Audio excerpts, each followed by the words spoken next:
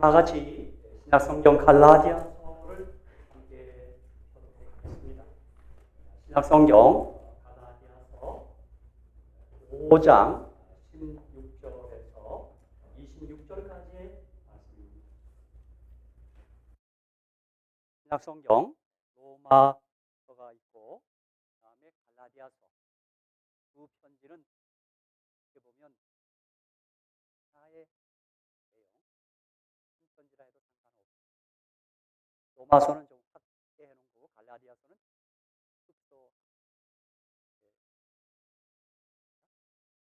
우리 갈라디아서 5장 16절에서 26절까지의 말씀을 함께 공독하겠습니다.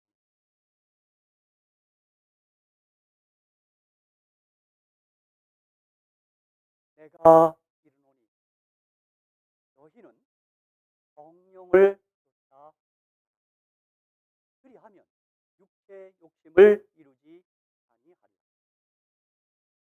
육체의 소욕은 성령을 거스리고 성령의 소욕은 육체를 거스리나니 이 둘이 서로 대적하므로 너희의 원하는 것을 하지 못하게 하려 함이니라.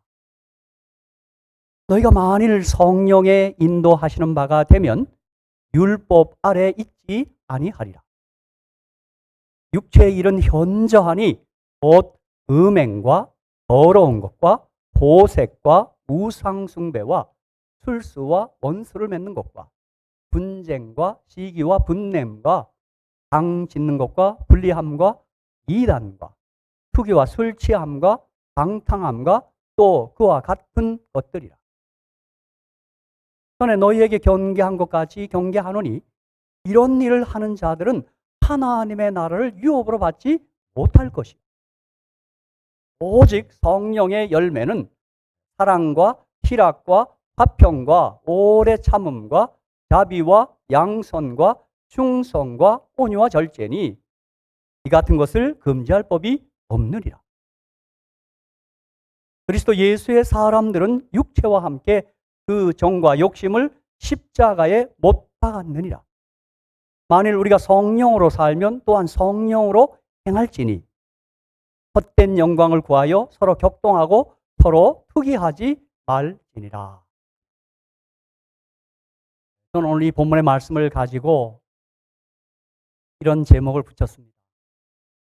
성령의 열매와 사탄의 열매. 이렇게 제목을 좀 특이하게 제목을 붙였습니다.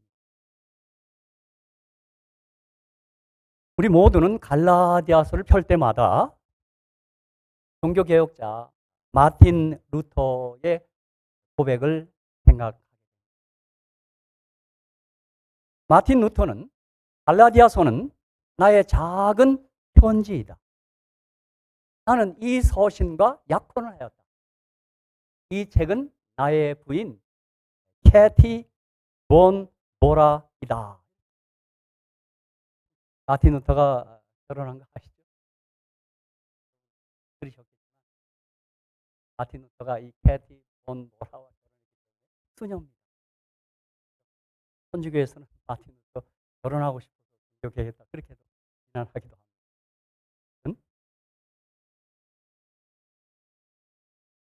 루터는 갈라디아서와 로마서를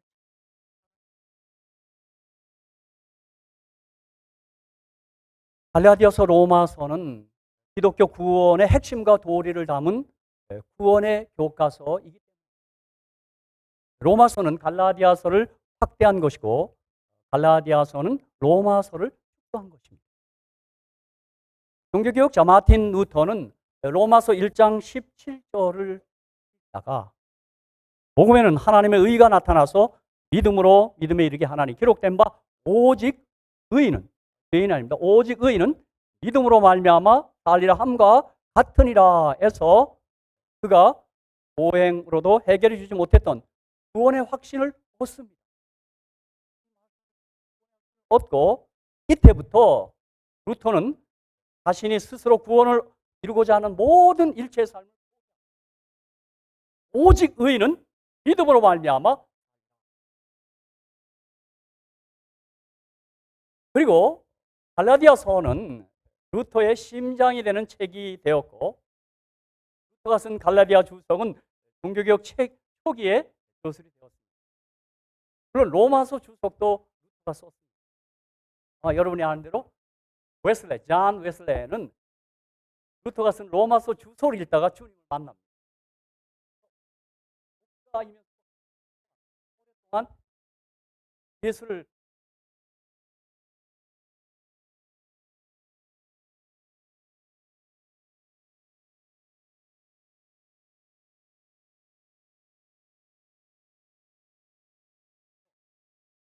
그 배가 풍랑을 맞이했어요. 그래서 그 풍랑을 맞을 때 모라비안 교도들이 정말 그 위기 가운데도 정말 평화롭게 담대히 그 풍랑을 대하는 걸 보고, 찬양하면서 대하는 걸 보고 상당히 도전을 받았어요. 그리고는 그가 그 경험을 통해서 내가 참으로 하나님을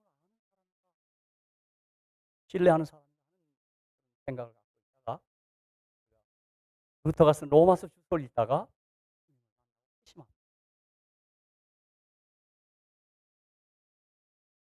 다시 한번 말씀드리는데, 종교개혁의 중심 이론인 믿음으로 말미암음을 담고 있는 로마서와 갈라디아서는 기독교 구원의 핵심과 도리를 담은 구원의 교과서입니다. 로마서는 갈라디아서를 확대한 것이며, 갈라디아서는 로마서를 축소한 것입니다. 여러분, 혹 내 자신의 구원에 대하여 의문이 들거든 빨리 로마서와 갈라디아서로 달려가시기 바랍니다. 다시 한번 읽으면서 저와 여러분의 구원을 확고히 하시며 행하시기를 간절히 축복합니다. 제가 신학교 시절에 동아리 모임 가운데 등불의 모임에 가면 거기 이제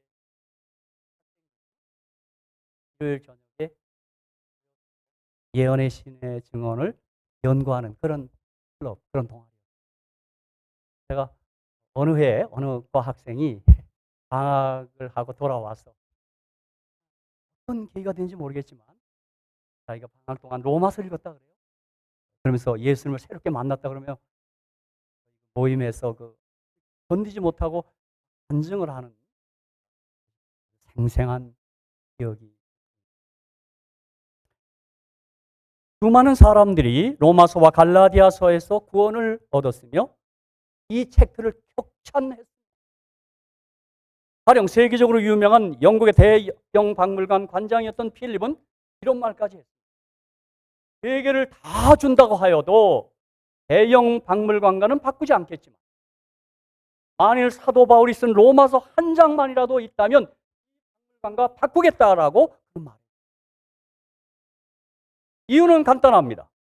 우리 신앙의 핵심인 구원의 도리를 확실하게 로마서는 밝히고 있기 때문입니다. 그럼 우리의 구원, 우리의 영생은, 우리의 생명은 천하보다, 저와 여러분이 예수님으로 영생 얻었는데 이 얻은 영생이 천하보다 귀한 것을 확실히 믿습니까? 믿습니다. 천하보다 귀한 영생. 저희 모두가 이 영생을 확신하고 영생의 소망 까닭에 땅에 맞닥뜨리는 어떠한 어려움도 능히 이겨낼 줄로 믿습니다. 그래서 우리가 거듭난 사람으로서 천국을 보았고 천국을 진짜 경험했어요. 그래서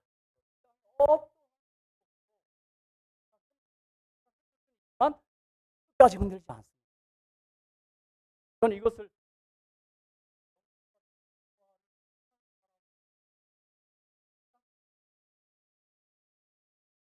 가지고 늘 이렇게 쉽게 표현해서 한번 따라 합시다. 술 먹은 사람이 설탕을 왜 먹어? 하늘을 맡은 사람이요? 이 땅의 것? 이 땅의 것 가지고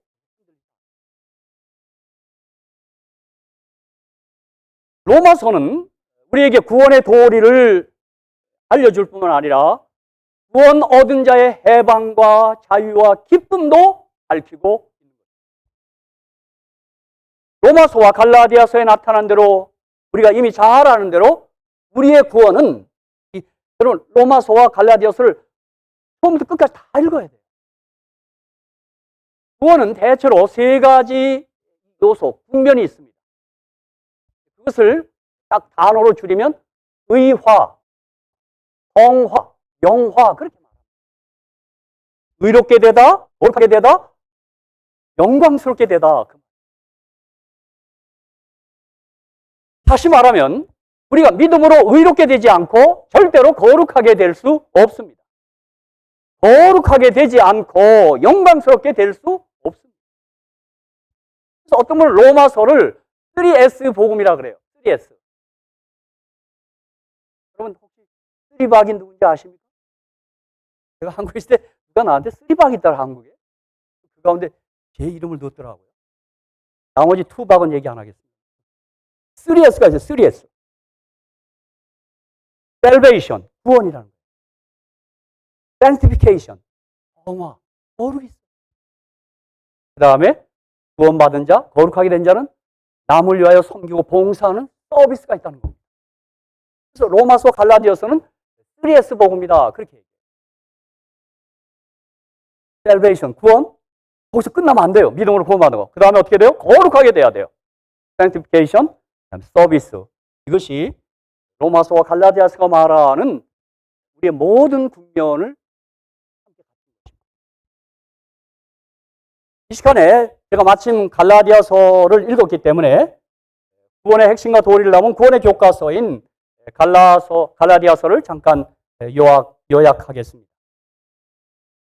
사도행전을 보면 바울은 제1차 전도 여행 때 남방 갈라디아라는 지방에 도착해서 교회들을 개척했습니다. 사도행전을 보면 1차 선교여행 때 사도 바울이 남쪽 갈라디아 지방을 개척합니다. 그때가 AD 47년경으로 그는 안디옥에서 출발해서 서쪽으로 900리를 여행해서 갈라디아 지방에 도착합니다. 현재는 여기를 터키라 그럽니다. 사실 제가 이런 것들을 읽고 하면서 어느 정도 거리고 뭐 그런 성지 여행에 대한 그런 그림이 그래서 있는 거죠. 가야 되는 그런 건 아닌데. 갈라디아 지방은 너비가 약 160에서 270km 정도가 되고 길이가 약 300km 정도 되는 것으로 현재의 터키 부근입니다. 바울은 바나바와 함께 이 지역에서 더베, 르스드라, 이고니온, 비시디아 등의 방향으로 나아가면서 교회들을 설립하고 개척했습니다. 그 다음에 바울은 거꾸로 방향을 돌이켜서 그동안 자기가 설립한 교회들을 다시 차례로 방문하면서 안디옥으로 돌아갔습니다. 그가 이렇게 선교여행을 갔다가 이제 안디옥으로 돌아오는 길에는 바로 그가 개척한 교회들을 돌아보면서 귀향하고 있는 거죠. 그리고 그 다음 AD 49년경에 제2차 전도 여행을 하게 되는데 이때 바울이 다시 한번 갈라디아 지방을 방문합니다. 저도 여기서 이제 갔다가 캘리포니아 갔다가 바울처럼 다시 들르겠습니다. 언제 들리겠습니다. 네. 갈라디아 성도들은 바울을 통해서 처음으로 예수 그리스도를 소개받고 복음을 들었습니다. 그들은 바울을 통해서 예수 그리스도를 구주와 주님으로 영접할 수 있었습니다. 그러니까 갈라디아 교회 성도들에게 있어 바울은 이를테면 영적인 아버지와 같은 인물이었습니다. 그런데 바울이 두 번째로 갈라디아 지방을 방문했을 때 그가 처음 전도를 하고 떠난 후 2, 3년이라는 그 기간 동안에 이 갈라디아 교회의 복음이 아닌 다른 복음, 거짓된 진리를 가르치는 거짓 교사들이 침투하여 성도들을 올바른 복음의 자리에서부터 이탈시키는 미혹운동이 일어나고 있다는 사실을 발견합니다. 그래서 안디옥에 돌아간 다음에 바울은 자기가 보고 온 갈라디아 교회의 사정들을 생각하면서 갈라디아 성도들에게 풋을 들어 성령의 감동하심에 따라 편지를 쓰기 시작합니다. 그것이 바로 갈라디아서가 탄생하게 된 배경입니다. 바울이 떠난 뒤에 교회 안에 거짓 가르침, 이 설이 침투한 것입니다. 최근에 우리가 지금 보고 있는 것입니다. 재림 교회 안에 자꾸 최근에 막 갖가지 이설들이 자꾸 일어납니다. 최근에도 또 이상한 주장을 하는 사람이 또 일어났습니다. 그러니까 왜 그런지 모르겠습니다. 바울을 통하여 갈라디아 교회들에게 주신 기별은 복음의 가장 핵심되는 것을 그는 인사말에서부터 딱 담아놨습니다. 갈라디아 1장 1절에 사람들에게서 난 것도 아니요, 사람으로 말미암은 것도 아니요, 오직 예수 그리스도와 그를 죽은 자 가운데서 살리신 하나님 아버지로 말미암아 사도된 바울은 예수 그리스도의 죽으심과 부활, 이것이 복음의 가장 핵심되는 기별입니다. 이것이 빠진 것은 성경의 복음이 아닙니다. 유대인 그리스도인들은 이것을 부인하지는 않았지만 여기에 인간이 율법을 지키고 할례를 받아야 한다는 이상한 조건을 붙인 것입니다. 바울은 이것을 다른 복음이라고 했고 그리스도를 떠나는 것이라고 했습니다. 이런 기본 전제 아래 갈라디아서는 크게 두 부분으로 나뉩니다. 로마서도 그러하듯이 갈라디아서가 딱 두 부분으로 딱 나뉘어요. 그 전반부는 복음은 우리의 노력, 우리의 행함이 아닌 그리스도의 은혜를 믿음으로만 구원받고 믿음으로 그 안에 머물러 살아야 한다는 소식입니다. 다시 말하면 복음은 행함이 아니라는 것입니다. 믿음이라는 것입니다. 오직 믿음. 율법을 지키는 거 아니에요. 오직 예수를 믿는 믿음으로 우리가 구원을 얻습니다. 다른 말로 생명을 얻는 것입니다. 갈라디아서 후반부에는 복음은 성령의 역사에 의해 예수 믿고 의롭다함을 얻은 자들은 그로 끝이는 거 아니에요. 그러니까 믿음으로 사니까 막 살아도 되는가? 아니에요, 바울은. 구원 얻은 자, 의롭다함을 얻은 자들은 성령을 따라 산다라고 하는 소식입니다. 그러므로 복음은 이 후반부에 성령으로 살고 성령으로 행하는 거예요. 저는 그래서 이것을 전반부는 율법주의를 배격합니다. 율법주의는 율법을 지켜서 구원받겠다는 거예요.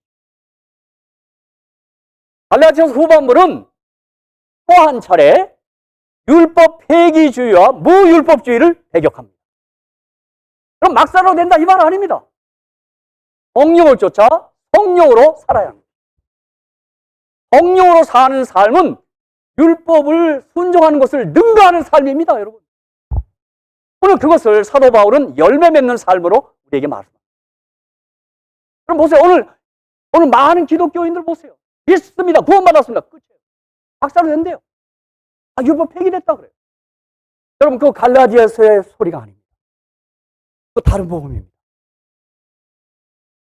그러므로 오늘 이 시간 우리는 갈라디아 전반부에 있는 기별, 복음은 우리의 행함이 아닌 그리스도의 은혜를 믿음으로만 구원받고 믿음으로 그 은혜 안에 머물러 살아야 한다는 이 메시지를 좀 다시 말씀드리고자.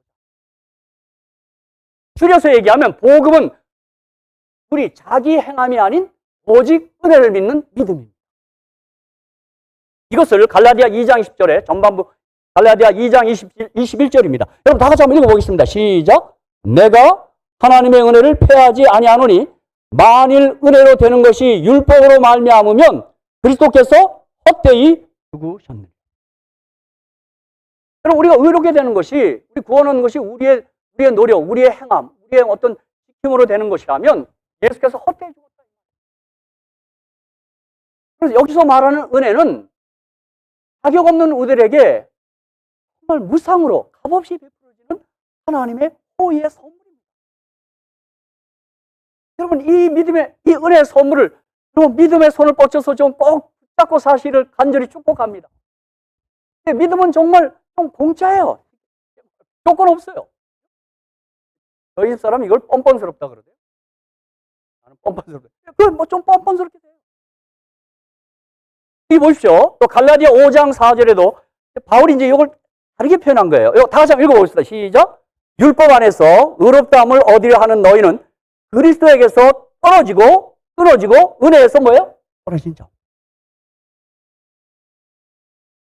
그런데 갈라디아 2장 3절 4절에 보니 그러나 나와 함께 있는 헬라인 디도라도 억지로 할례를 받게 하였으니 이는 가만히 들어온 거짓 형제의 까닭이라.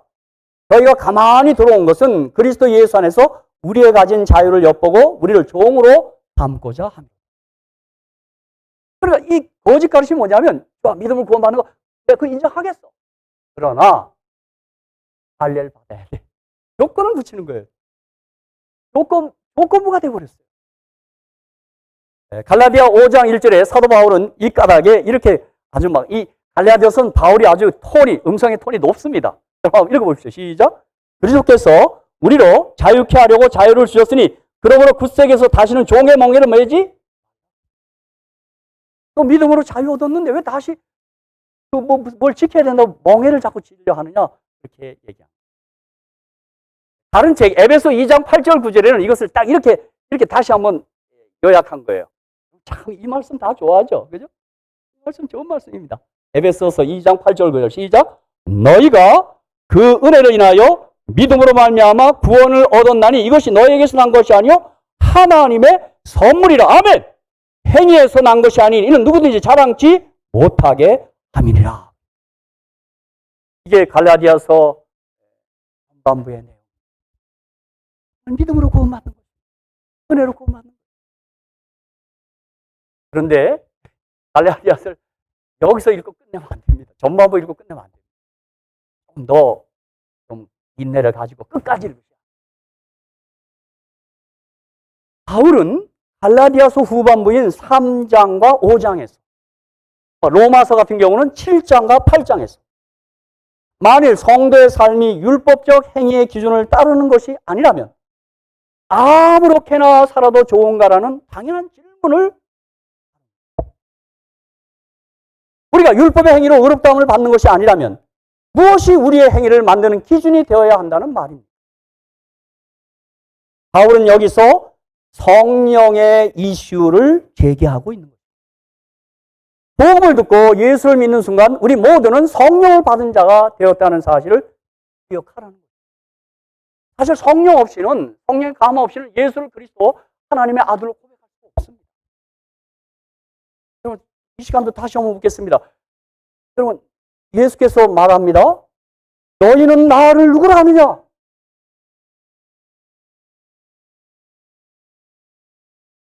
아멘.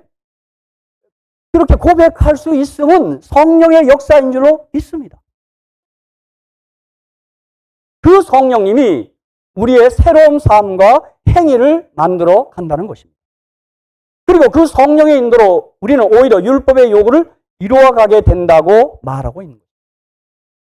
즉, 갈라디아서 후반부 기별은, 복음은 성령의 역사에 의해 예수 믿고 의롭다함을 얻은 자 우리는 그치는 게 아니고 계속해서 성령을 따라 성령을 쫓아 살아야 한다는 것입니다.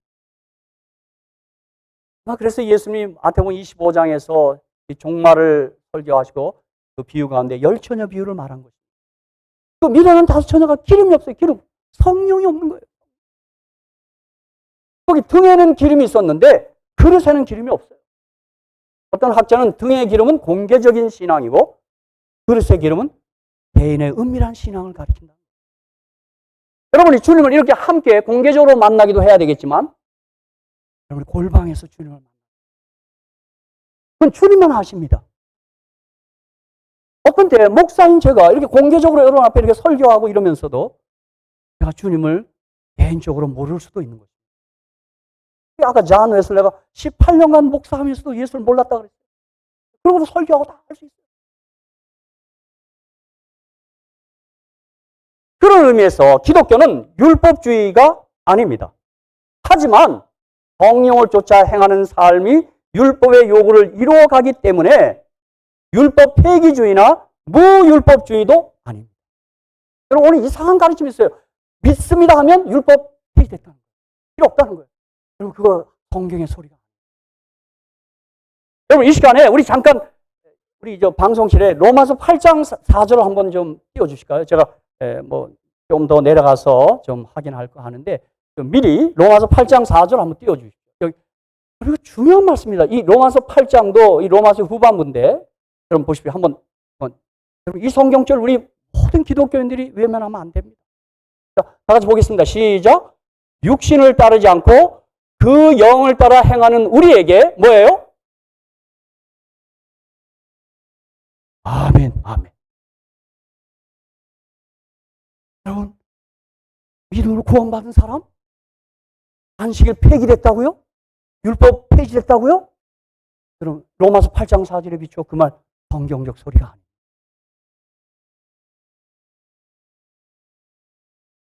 자, 그럼 보십시오. 예수의 복음을 듣고 예수를 구주와 주님으로 영접하는 순간 예수님의 영이신 성령님이 우리 안에 거하십니다. 그 순간부터 우리의 삶은 우리 안에 행하시는 성령의 능력을 따라 살아야 합니다.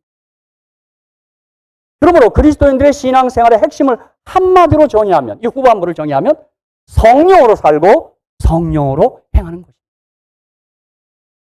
성령으로 살고 성령으로 행하는 삶은 결코 율법과 반대되지 않습니다. 성령의 열매를 맺는 이러한 삶은, 이런 특별한 삶은 구약의 율법의 수준을 초월하는, 능가하는 삶의 성취입니다. 이게 바로 주님이 너희의 의가 서기관과 바리새인보다 낫지 못하면 하늘 못 간다는 얘기가 똑같은 얘기입니다. 여러분, 믿음의 의가 행함의 의보다 월등할 줄로 믿습니다. 이게 성령으로 사는 것입니다. 사랑하는 성도 여러분, 정말 그런 면에서 우리가 성령을 쫓아 성령으로 행하는 성령의 삶, 여러분 이거 꾸준히 하셔야 합니다. 이건 뭐 이렇게 주기적으로 하고 그런 게 아닙니다. 정말 주님 오시는 그날까지 여러분 성령을 쫓아 성령으로 사셔야 합니다. 한마디로 성령 충만하시기를 주님의 이름으로 축복합니다. 영을 쫓아 행하는 사람들이 우리가요. 자, 그래서 다시 한번 갈라디아 3장 2절 한번 보겠습니다. 자, 후반부입니다. 자, 우리 다 같이 한번 보겠습니다. 시작. 내가 너에게 다만 이것을 알게 하려 하노니 너희가 성령을 받은 것은 율법의 행위로냐 듣고 믿음으로냐. 이건 믿음으로예요. 그죠? 자, 성령 받은 게요. 자, 갈라디아 3장 5절 이것도 또 읽어보겠습니다. 갈라디아 3장 5절 시작. 너희에게 성령을 주시고 너희 가운데서 능력을 행하시는 이의 일이 율법의 행위에서냐 듣고 믿음에서냐. 계속 물어봐요. 지금 전반부에 자꾸 율법을 지켜야 돼. 뭐 할례를 받아서 구원 얻는다고 하는 사람들 향하여 사도 바울이 지금 아주 도전적인 질문을 던지는 거예요. 이 질문 답하기 좋죠? 듣고 믿음이심. 믿음. 이렇게 후반부는 끝나지 않고 갈라디아 5장 16절, 26절 오늘 읽은 본문이 다 등장하는 것입니다. 갈라디아 5장 16절에서 26절에 보면 내가 이르노니 너희는 성령을 쫓아 행하라. 그리하면 육체의 욕심을 이루지 아니하리라. 이렇게 구원받은 우리들, 믿음으로 의롭게 된 우리들, 거기서 끝나는 것이 아니고 계속 이어지는 우리의 삶은 성령을 쫓아 행하는 삶입니다. 그러면서 아까 읽었던 로마서 8장 4절에 있는 것처럼 육신을 쫓지 않고 그 영을 쫓아 행하는 우리에게 율법의 요구를 이루어지게 하려 하는 것입니다. 그럼 우리 모두 율법 믿음으로 순종하셔야 합니다. 우리 막 살면 안 돼요. 당연히 우리 가운데도 믿음 하니까 그러면 안식일도 이게 지금 어떤 때는 우리 교회 안에도 이게 지금 많이 무너졌습니다. 제가 볼 때 그게 안타깝습니다. 네, 물론 그 모든 것들이 끊임없이 용서받죠. 중요한 사실은 성령을 쫓아 행하는 우리들은 율법을 요구를 이루고 순종하셔야 합니다. 정말 질 높은 순종을 하셔야 합니다. 이것 때문에 요한계시록 14장 12절을 사도 요한이 말한 것 같습니다. 사도 요한이 이거 그냥 말한 게 아닙니다. 다 같이 한번 성도들이 어떤 사람인가 시작. 성도들의 인내가 여기 있나니 저희는 하나님의 계명과 예수 믿음을 지키는. 여러분, 성도가 하늘나라 들어가요. 그죠? 성도 아니면 하늘 못 가요. 이게 성도의 특징이 나와요. 여러분 다시 한번 말씀드립니다. 복음은 행함이 아닌 믿음입니다. 이어지는 것은 복음은 성령으로 살고 성령으로 행하는 것입니다. 이것들을 종합해 보면 기독교는 율법주의 아닙니다. 동시에 율법 폐기주의나 율법 없다는 무율법주의도 아닙니다. 성령으로 살고 성령으로 행하는 삶은 결코 율법과 반대되거나 율법을 폐지하지 않습니다. 성령의 열매를 맺는 이런 삶은 구약의 자기의 행함의 의보다 능가하는 의의 수준을 이루는 것입니다. 저는 그렇게 봅니다. 율법의 요구는 내가 의지만 있으면 할 수 있습니다. 그런데 사랑의 요구는 내가 만족스럽게 다 했다라고 말하죠.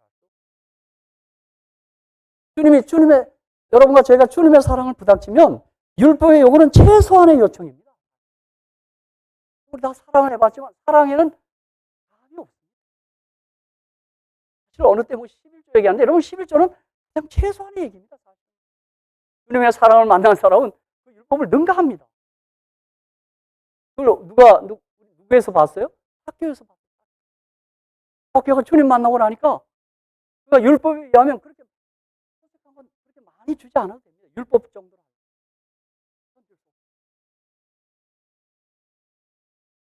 이제 제가 남은 시간 이게 성령을 쫓아 행하는 사람들의 맺히는 그 삶의 모습이 성령의 열매입니다. 육신을 쫓아 행하는 사람들의 열매가 사탄의 열매입니다. 여러분 다시 말씀드려요. 그리스도인에 관한 가장 정확하고 아름다운 정의는 예수 그리스도에게 붙어있는 사람입니다. 나는 포도나무요 너희는 가지니. 이게 붙어있는 사람이라는 게 또 생각나네요. 여러분 기억날 게 자주 해갖고요. 뛰는 놈에 무슨 놈. 끝에 뭐예요? 나는 놈 위에 뭐가 있다고요? 붙어가는 놈이 있어요. 붙어야 돼요. 붙어야 돼요. 예수 그리스도를 구주와 주님으로 영접하고 정말 그리스도의 주권을 인정하고 그리스도 안에서 살아가는 사람, 그런 사람, 생명의 사람은 열매를 맺을 수 있습니다. 예수 생명을 갖고 생명의 열매를 풍성히 맺는 우리 모두가 되기를 주님의 이름으로 축복합니다. 이 가을이 이 열매 계절이에요. 이 한번 가수로 한번 지나가 보십시오. 가을이 좋습니다. 네? 할렐루야. 먹을 게 많아. 지난 세월 동안 그 농부의 수고는 우리가 못 봐서 그렇죠. 그들의 수고가 있었던 거예요. 오늘 우리가 성령의 열매를 맺으면 예수 그리스도의 죽으심과 고난이 있었습니다. 여기 마태복음 12장 33절 37절에 나무도 좋고 실과 열매도 좋다 하든지 나무도 좋지 않고 실과 열매도 좋지 않다 하든지 알아. 그 실과로 그 열매로 나무를 아느니라. 목사의 자식들아 너희는 악하니 어떻게 선한 말을 할 수 있느냐. 이는 마음에 가득한 것을 입으로 말함이라. 선한 사람은 그 쌓은 선에서 선한 것을 내고 악한 사람은 그 쌓은 악에서 악한 것을 내느니라. 내가 너에게 이르노니 사람이 무슨 무익한 말을 하든지 심판날에 이에 대하여 신문을 받으리니 내 말로 의롭다함을 받고 내 말로 정죄함을 받으리라. 열매로 심판하겠다. 네가 생명이 있으면 생명의 열매가 있지 않느냐. 심판날 그 열매를 가지고 심판하겠다. 자, 마태복음 7장 15절 20절에도 여러분 한번 같이 한번 읽어봅시다. 여기도 주님이 또 열매 얘기합니다. 자, 이게 다 열매 이야기예요. 다시 한번 마태복음 7장 15절에서 20절 말씀입니다. 거짓 선자들을 상가라. 양의 옷을 입고 너희에게 나오나 속에는 노략질하는 일이라. 그의 열매로 그들을 알지니 가시나무에서 포도를 또는 엉겅퀴에서 무화과를 따겠느냐. 이와 같이 좋은 나무마다 아름다운 열매를 맺고 못된 나무가 나쁜 열매를 맺나니 좋은 나무가 나쁜 열매를 맺을 수 없고 못된 나무가 아름다운 열매를 맺을 수 없느니라. 아름다운 열매를 맺지 아니하는 나무마다 찍혀 불에 던지우느니라. 이러므로 그의 열매로 그들을 알리라. 이게 성령을 쫓아 행하는 사람들의 모습인 것입니다. 여러분 사실 이면을 강조한 교회, 이 복음을 회복한 교회가 대림교회. 여러분 이렇게 뭐 품성 변화, 여러분 뭐 우리 교회 와서 그런 말 많이 들으셨죠? 품성 변화, 그죠? 열매, 이걸 강조한 교회입니다. 여러분 아마 재림교회처럼 이 품성 변화 이런 얘기 많이 없을 겁니다. 뭐 다른 게 아니라 우리가 절대 율법주의로 돌아간 게 아니라 성령의 열매를 맺는 사람들이 보이는 열매입니다. 그러면 여기 성령의 열매가 한 가지야. 원래 9가지인데 이 헬라어 원어나 영어에는 주로 단수를 썼어요. 단수. 그 9가지가 한 맛이래야 된단 말이에요. 여러분 이걸 뭐로 비유하면 좋을까요? 여러분 귤을 딱 밀감이나 귤을 딱 까면 거기 뭐가 있어요? 몇 조각이 있어요? 그 안에요? 여러 조각 있죠? 같은 맛이. 사랑, 희락, 화평, 오래 참음, 자비, 양선, 충성, 온유, 절제, 이런 열매. 그럼 이것을 아주 재밌게 분류한 사람이 있어요. 사랑, 희락, 화평은 하나님과의 관계에서 맺히는 열매라는 거죠. 오래 참음, 자비와 양선은 이웃과의 관계에서 맺히는 열매. 그럼 우리가 성령 받고 성령을 쫓아 사는 사람들은 우리 이웃과의 관계에서 그러니까 어떤 태도를 취해야 돼요? 참아줘야 돼요. 자비롭게 해야 돼요. 선하게 해야 돼요. 다른 말로 양선은 뭐라 그래요? 해야 돼요. 이 세상에 제일 착한 사람이 재림교인입니다. 아멘? 아멘. 성령을 쫓아야 하는 걸 가르치잖아요. 갈라디아 9방 가르치잖아요. 자신과의 관계에서 맺어야 할 열매가 충성, 온유, 절제입니다. 절제가 여러분 우리가 건강기별이 이렇게 뭐 먹는 것만 족한하지 말고 셀프 컨트롤, 절제하는 거예요. 좀 끊을 거 끊고 욕망을 좀 누르는 거예요. 자, 이와 대조적으로 사탄의 열매가 있습니다. 육신의 일, 육체의 일이 있습니다. 여기 19절로 21절입니다. 저는 최근에 한번 이거를 자꾸 제가 출력해서 앞에 놓고 봅니다. 저도 자신 못하겠습니다. 제가 좀 읽겠습니다. 육체의 일은 현저 안에 있어. 이거 성령의 열매는 그냥 사탄의 열매예요. 뭐예요? 음행, 더러운 것, 보색, 우상숭배, 술수, 원수를 맺는 것, 분쟁, 시기, 분냉과 당짓는 것, 불리함과 이단, 투기, 술 취함과 방탕함입니다. 우리가 한번 스스로 자기를 진단하는데 좀 써보자 이겁니다. 저는 이 여러 가지 것들이 크게 4가지로 분류할 수 있습니다. 아까 사랑, 희락, 화평을 우리 하나님과 관계로 보듯이 이것도 이 여러 가지가 한 4가지로 대별할 수 있어요. 첫째는 성적인 죄입니다. 여러분, 한번 보십시오. 음행, 더러운 것, 보색, 이겁니다.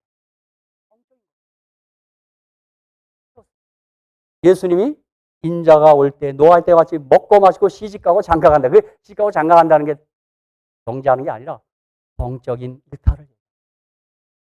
여기 보니까 음행은 이성과의 부적절한 관계고, 더러운 것, 비정상적인 성도착이고, 보색은 성에 대한 여러분 여기 육체의 일, 사탄의 열매를 사도 바울은 먼저의 성적인 범죄를 우리 주님 오시는 그날까지 이 7계명 여기에서 우리 정말 온전하고 순결한 우리 모두가 되기를 주님의 이름으로 축복합니다. 이 7계명의 유혹이 많아요. 우리 늘 얘기한 다윗도 여기 아주 잠깐 못해요. 우리 한국 미국이나 자꾸 뭐 미투 운동이나 한가 할 때마다 그걸 그렇게 했으면 이제 끝날 때도 됐는데 계속 바지 입은 남자도 이거 보통 문제가 아니에요. 저는 그들이 성령 충만하지 않았기 때문에 일어난 일이라고. 자, 두 번째는 사교적인 죄입니다. 우상 숭배와 술수입니다. 술수. 이 사교라는 말은 잘못된 종교예요.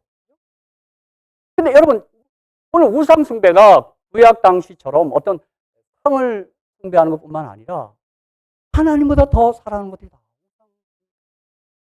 우상 숭배 술수는 좀 사교적인, 그릇된 종교적인 죄들입니다.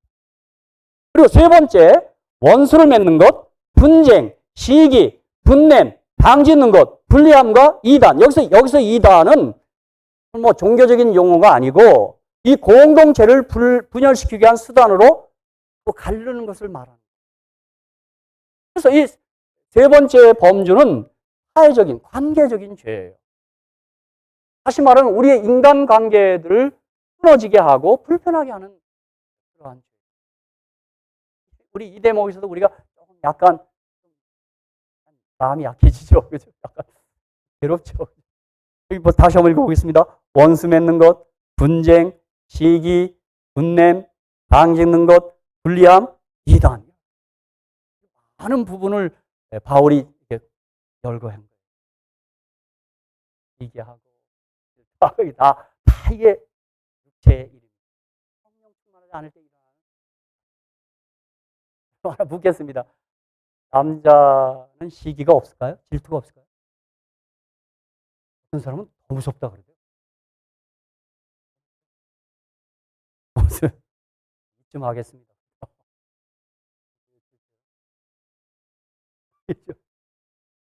보십시오. 그 다음 네 번째입니다. 이건 보십시오. 바울이 어떻게 이렇게 썼는지 모르겠어요. 자, 음주와 관련된 죄입니다. 뭐예요? 술 취함과 방탕이에요. 오늘 우리 주변에서 일어나는 여러 부도덕한 증상들, 사회에서 일어나는 현상이 다 뭐예요? 지금 여기에 해당되지 않습니까? 이유는 뭘까요? 우리는 성경적으로 성령 충만하지 않아서 그가 악하거나 그게 아니에요. 우리 모두도 이러한 위험과 가능성을 갖고 있습니다. 장담할 수 없습니다. 사랑하는 성도 여러분, 저는 이제 말씀을 마치려고 합니다. 자, 우리 성령 충만해야 되겠는데, 성령 충만해야 되겠는데, 우리 뭐 경험적으로 우리 실생활에서 내 마음같이 되지. 그러나 낙심하지 마십시오. 우리가 낙심하지 말으라고 칼로새는 빌리그레암 라이브러리가 있습니다. 제가 몇 차례 얘기했지만 빌리그레암 라이브러리에 가면 입구에 묘지로 가는 길이 있습니다. 오른쪽. 거기 루스 그레암, 빌리그레암보다 수년 전 먼저 잠드신 루스 그레암의 묘지가 있습니다. 그럼 거기 꼭 한번 가보셔야 합니다. 그 루스 그레암 묘비명에 두 글자가 있습니다. 상단과 하단.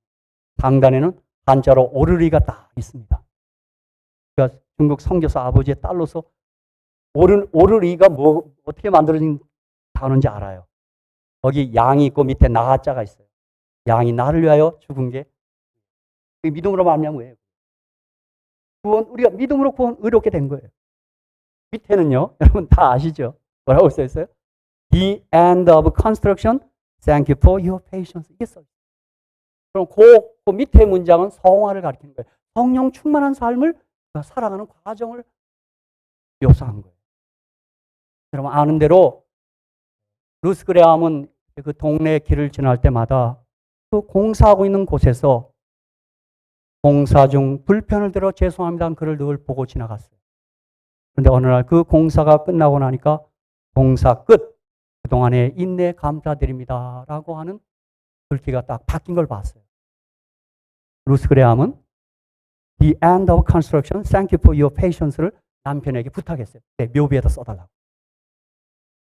사랑하는 성도 여러분, 우리가 성령을 따라 살다 보면 우리도 실수할 때 있고 넘어질 때 있습니다. 우리도 많이 자주 범할 때 있어요. 낙심하지 말고 공사 중인 걸 명심하고 공사 끝날 때까지 힘겹더라도 전진하도록 하십시오.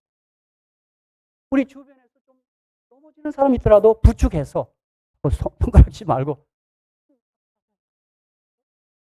이 시간 다시 한번 제가 옛날에 했지만 한번 옆에 분 보고 너도 공사 중 나도 공사 중 한번 합시다. 시작. 예, 예. 봉사 중 통행에 불편을 드려 죄송합니다.